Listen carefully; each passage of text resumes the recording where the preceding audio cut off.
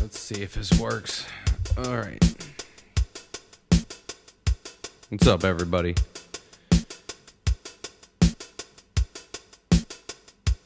I'm feeling pretty terrible, but was kind of on a roll yesterday, and I wanted to come back today and share the rest of my thoughts on how to get out of loops, right?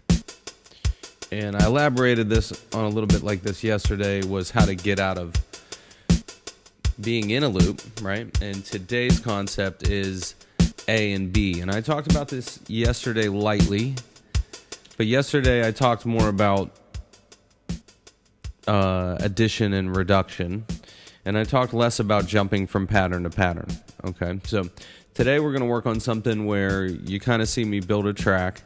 I'm going to have a couple parts, right? The A part's going to have two parts. The B part's going to have two parts. And right now I'm going to work on the A part in front of everybody. So today it's just going to be quick. I'm going to work in the key of D minor, which is F major. And I'm not going to write any of this down because I just want to go fast in making something, because I'm going to talk about a concept more than me writing this music. So I just want to write really fast in D minor. So I'm not going to do anything more than like a D minor chord. I already had a bass loaded here. And yeah, let's see what kind of unfolds, right?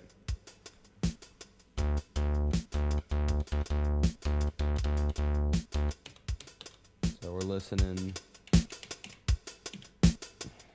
And I got to make like a fourth part for my snare drum. The other way I make things not loop is probability. So those triggers are going to get probability where they don't happen 100% of the time. Those are going to happen 59% of the time. And probabilities in a lot of sequencers nowadays, it's built into Ableton. It's built into a lot of Electron. And that means the end of the bar is not going to play the same. The other thing is if I went to like hi-hats, and at the end of the bar I got real busy, and I made sure on all the odd ones that the probability was just like 50% or 30%. That means they're not going to happen that much. So I had some extra hi-hats that only happen like 50% of the time. So this loop really isn't going to play the same thing twice. And the reason is probability. The same with the snare drums. On the second bars here, I'm going to make sure that I do snares that happen 40% of the time. And they just happen both that time. But yeah, there's probability on those two. All right, and so here we go. I'm going to hit record.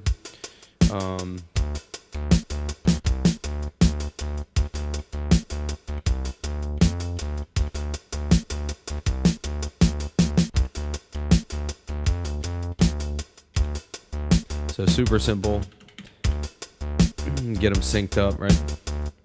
And this is my A part, right? And I'm only going to play the D minor chord as well.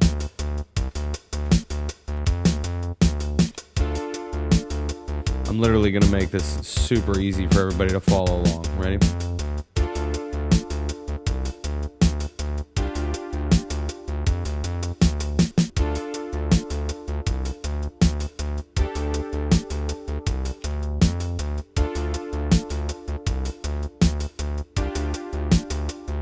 Okay, so this is my part A.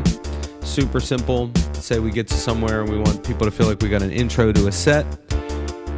I'm going to copy. I'm going to go to the next and paste.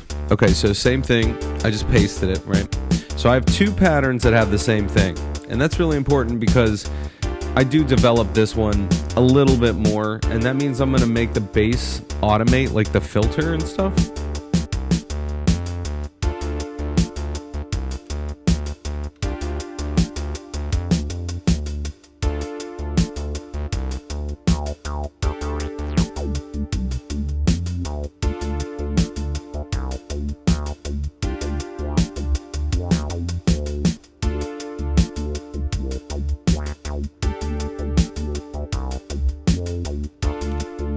Some movement in the bass there, right? And I'm gonna put an LFO on the chords, right?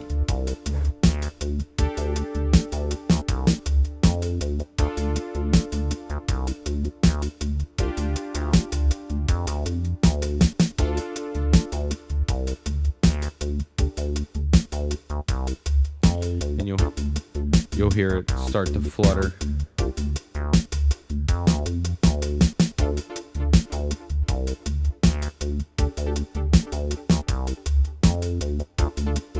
And then we're going to go back to that first pattern because I'm going to show you what I do to make the first one sound so.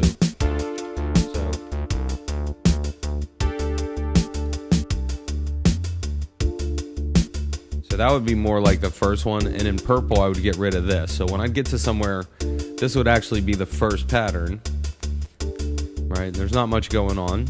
It's tucked down. And then by the time you go to the second part, watch what happens. It's actually the same thing, but there's automation, right? And this is still A, you know, I didn't make a B part yet, all right? And this is very, very important that we're learning this way, because now there's a ride cymbal here, which would trigger the audience to know that I'm playing the chorus, okay? And remember, I played this on D heavy on purpose, okay? So I'm gonna tell everybody what I did, because here we are. It's a recap. I've been doing it. It's going fast, I know. And this is a continuation of how to get out of writing a loop. This is part 2. We're talking about writing 2 parts.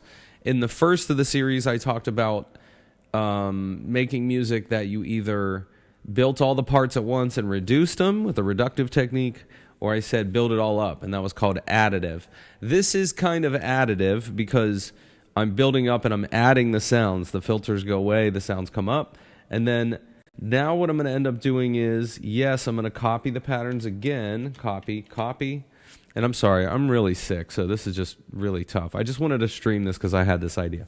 So I copied them. I'm going to go to pattern 3. I'm going to paste. Okay. But now when I paste, I'm going to mute the hi-hats. Right?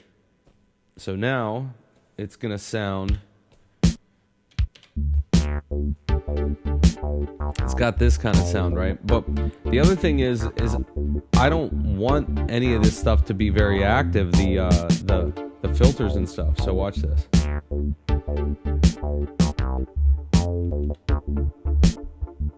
So this part now is actually going to have hints of the first part, but I'm writing B now, okay? So I wanted to have a hint of that, right? But I'm going to just change this completely, right? And how I'm going to do this, right? So now we're going to write something a little different based on this pattern. So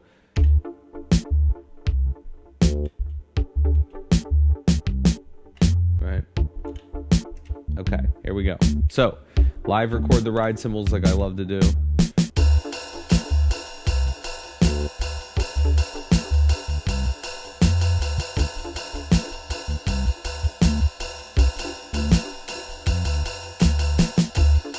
Okay, and now I quantized it, and I'm going to shorten it a little because it's still a little long in the mix for me.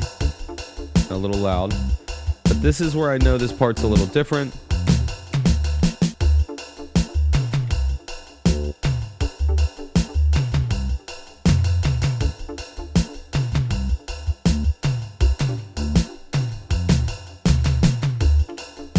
Okay, very active tom-tom. Now, I'm going to keep it kind of low in the mix.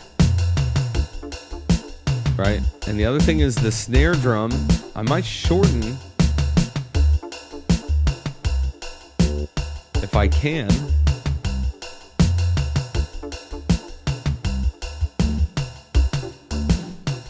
And I put the snare back in the mix for part 2, right? And now the chords that I'm going to play are going to be different. All right? And it's going to be different. Instead of just E minor now, I'm going to actually play some stuff in F major. So check this out.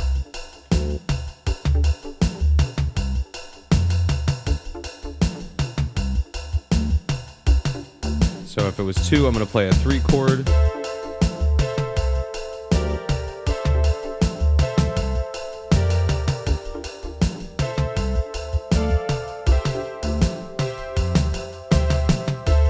I kind of messed up. That's okay. I'm going to clear it a little. I got my idea. So this is going to be my chorus, right? So get it recentered. 3, 2. And so what I played was a 6 chord originally, right? We played a 6, right? So the 6 chord would be, this was the first chord I played. So I'm going to actually play it again.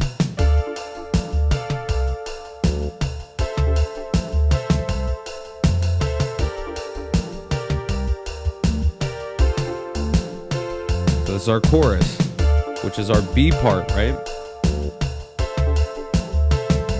Yep, and I'm going to record a new bass line for it too, which is on this channel. So the first chord was 6, so I did.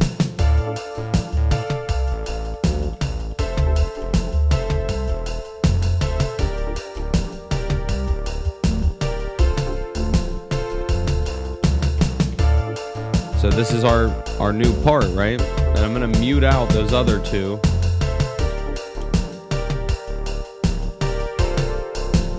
I can leave them. They didn't sound bad in there. But this is like a B part, right? Like a B section, right? And again, I'm going to copy everything. I'm going to do a fourth part,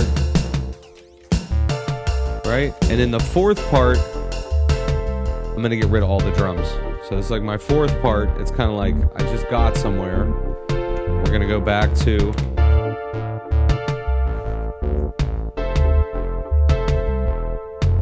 Yeah, this is going to be crazy. Watch what happens during this next break. Yep. Went back to A. See this? Okay, this is how you get out of making a loop. If you make an A and a B part, when you're tired of what you were listening to on the other side, you got this, the A part, okay? So we wrote this together. And with the A part, we're hearing A, right? And here comes B.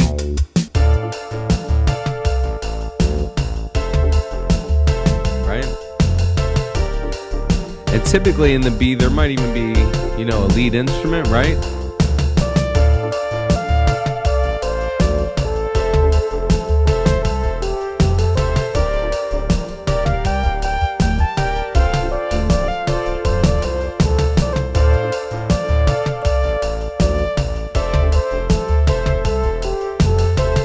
In the B section, right?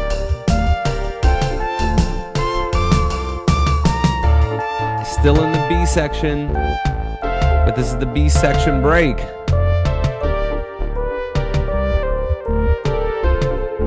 Now we're gonna go back to A. Okay, so I made the full loop. So that was the full circle. In the end of the B section that time, I actually played some lead instrumentation, right? And you guys can totally notice the difference between the two parts, okay? So two different parts that are kind of similar, and it's kind of what I was trying to do. And they're somehow related, right? Because I played them in the same keys. But when I go to A and B, you know they are different. Here's my A section. Right? Now I'm going to go to my B section. 5, 4, 3, 2, B.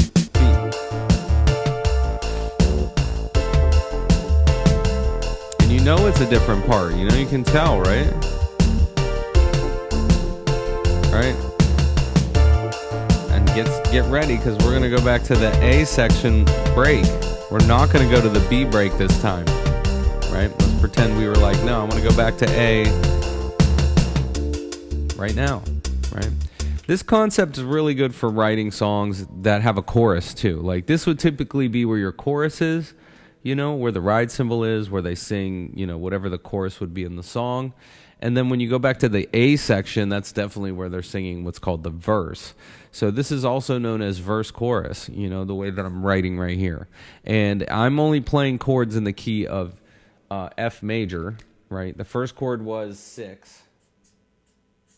And then the next progression was 6, 3, 2, 1. So those are my two progressions, right? I made them really fast. I didn't do anything crazy.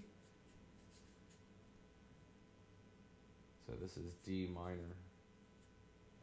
So that was the progression, right? It's just the quickness of me doing this, right? There was D minor as the first chord, and then I did a D minor, and in F, what would the 3 be? A minor, G minor, and F major. So, you know, this is me kind of wrapping up how to get out of a loop. The first part was more me talking about maybe staying more in the section, because I was trying to tell you how to dissect, like, writing a section, right? And then I was trying to tell you like how to build up to the section. So I wrote the 2 parts for A. There's nothing going on. And then there's something going on. And then I wrote 2 parts for B. Busy. Right? And I didn't even automate anything yet. So how you make things interesting is LFOs and automation, you know, and playing lead synth over top of stuff, you know, playing your leads. And once this is all kind of in too, imagine we're in a B section where, you know, maybe you have this B section where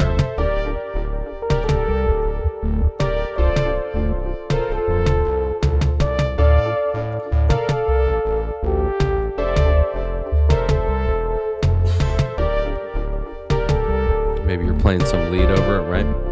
Over your B section.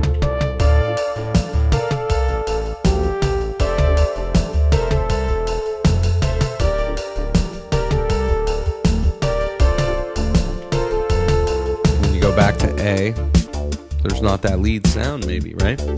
So I can do scenes on the OPXY as well. So there's a B section or an A section right now that's blank. Right? And when we go to the B section, I'm going to play that solo by switching clip.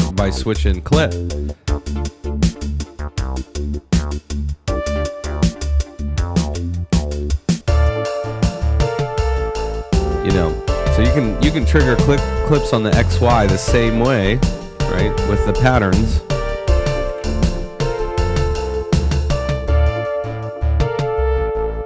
All right, get ready. We're going to go back to that A section one more time. Are you ready? Here comes the A section.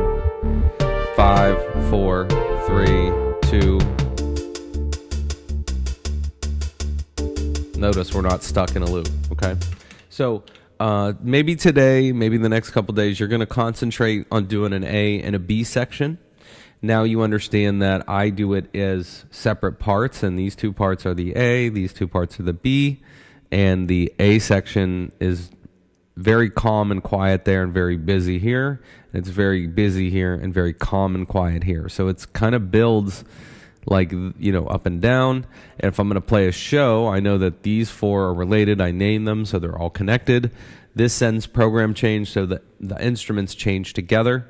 And when I'm in the A section, I play 1 chord. And when I'm in the B section, I play 4 chords. So this was a very easy way to know how to go from making something not very busy to a little bit more busy to having a chorus. And we got out of the loop.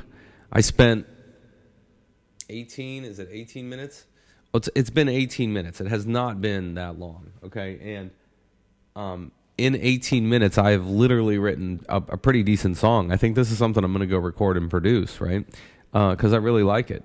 And this is what happens when I stay in that zone when I'm writing streams. You know, this stream was written last night, and I had this great idea after I streamed to talk about A and B sections, where the other time I was talking about the way techno is additive or reductive. So if you watch the last stream, you'll see that. Hopefully you got to see me make a clip or 2 here in the XY and switch between the 2. And this becomes how maybe you would set up something for someone who's coming into the studio to record with you, like a lyricist or a live musician that needs a verse and a chorus, or this is you writing your own songs that have more development. There also can be a C section and a D section and an E section and an F section. That gets, when it's with time, you get better at writing, you write more sections and more parts. Right now, start somewhere where you can succeed and be very lucky at making things and making them sound like they work together. I think you can see that's why I picked such an easy chord progression to do this. And yeah, this is the basics of writing, you know, multiple part harmony and different things, because, you know, this section could have multiple part harmony over the chords. Now you could be playing multiple chords, that's part harmony. You know, we could use the space in the music to build this section huge, and that's, you can turn into a C section where there's, I'm sorry, that was bad, a section that was your C part that is going to be where you had more harmonies, more singing, more voices. You could just keep building up on this, you know. And this is a technique that I've used for a really long time, because this comes from like the A and B part on the old 303s and stuff, TR-606, right? All right. Well, I hope everybody's having a great day. Hopefully this made a lot of sense, and hopefully this stream connected with a lot of viewers, because I know people have been asking about it. If you like it, like the video. If you want to subscribe to see more detailed looks at how to write music and how to comprehensively write your parts out, subscribe to the channel, because you can always see what I'm doing. I'm trying to getting you out of a loop. We're using some Electron gear. We're using a TD3. We're also using the OPXY. And the idea that we don't just sit and make the same thing over and over and over, you know. The other thing is while you're in your studio, this could be a great practice, you know, go to a blank section and then go to a completely different tempo. And go to another track and literally, you know, go crazy. I know this is going to sound nuts, but...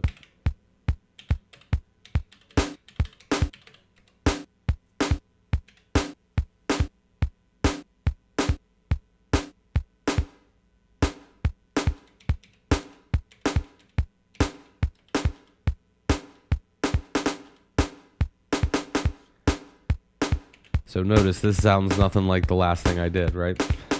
And I do this on purpose, right?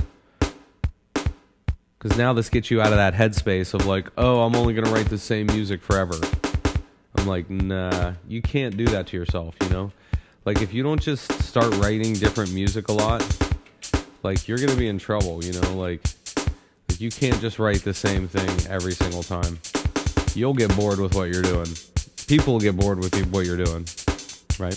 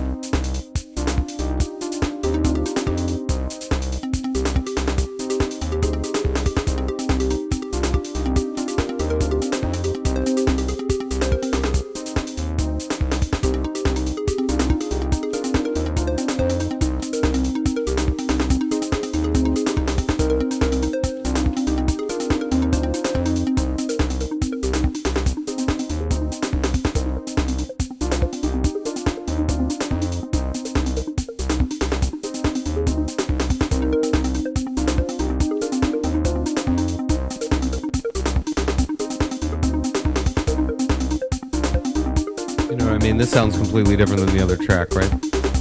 Different tempo, different feel, you know. And if you're not doing this too, if you don't challenge yourself to write totally different music, you know, you're going to have a really hard time getting anywhere musically, because you're just sitting on the same track and you keep telling yourself that you're not getting anywhere, you know. Like, if you keep doing that, you're not going to go anywhere, right?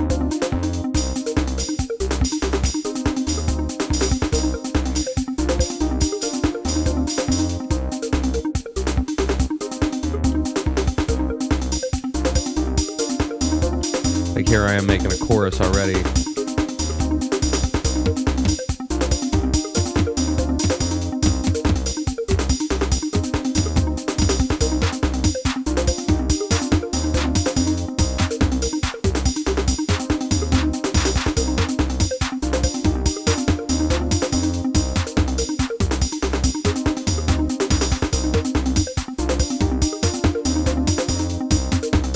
Chorus doesn't have to be anything fancy, you know what I mean? Like, it's so bad right now, sorry. But I think you see what's kind of starting to happen, right?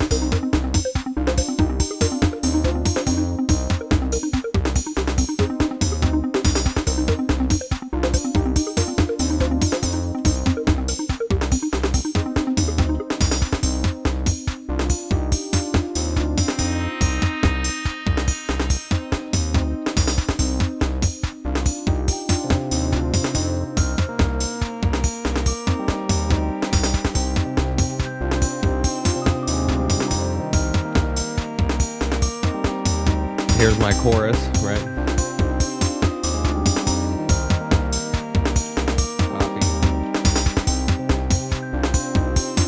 And then I'm going to paste in a minute. So I copied the chorus.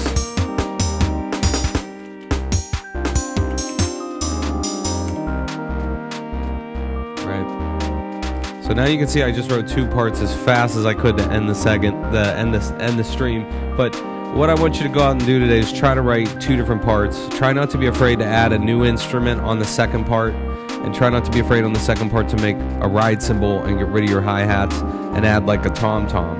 So that was the concepts that I taught today, and I showed you that 2 times. I've made it as fast as I can. So in the last 30 minutes you got to see me write 2 songs as fast as I can. We're going to go back to part A on the new song.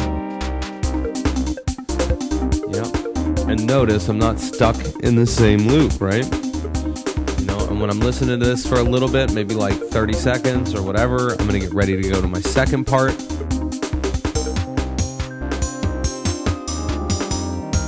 Yeah, you could tell that tom-tom really makes this part different. And then even the breakdown, watch this.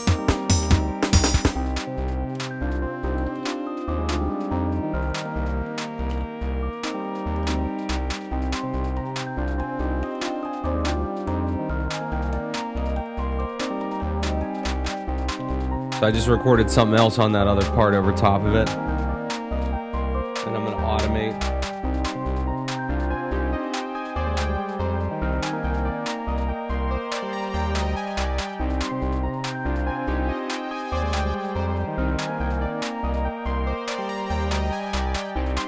So see how this part's kind of completely different. We're going to go back to the A part. The arpeggiator makes the A part sound a lot different too, So this is where when you're writing 2 parts, just make sure you do have like something completely different. And here, there's more of like that pad, and the arpeggio goes away. Very marchy. And now we're gonna hear a new lead part in the C,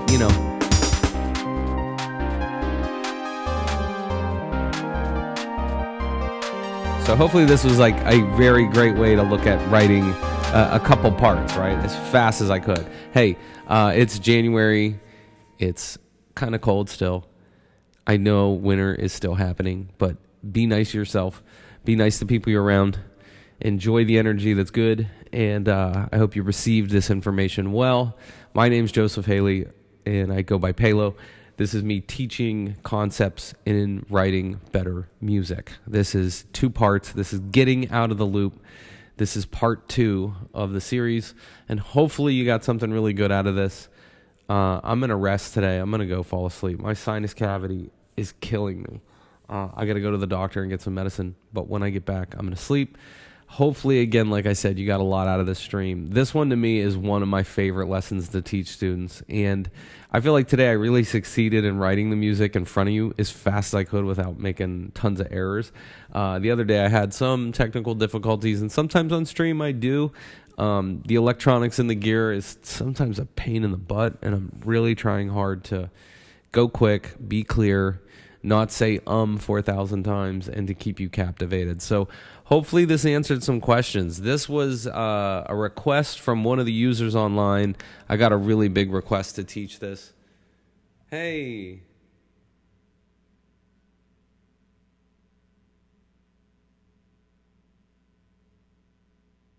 Yeah.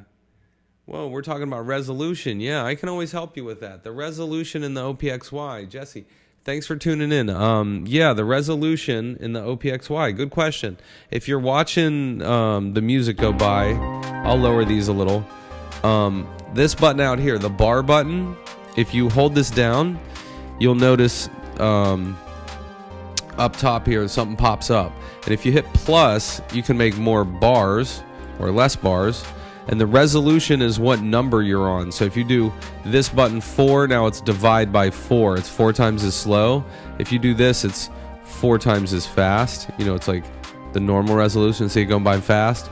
And then if you do this one, it's 4 times as slow. This is 8 times as slow. So when you're holding the bar button, your resolution is the number on the top here. Where it says num over here. And I know that's tough to see at first. I don't know if you saw that, but yeah, that's where that's hidden. Bar plus is over here too. Yeah, that's when you want 4 bars or 3 bars or 2 bars. You'll see the number up here as well.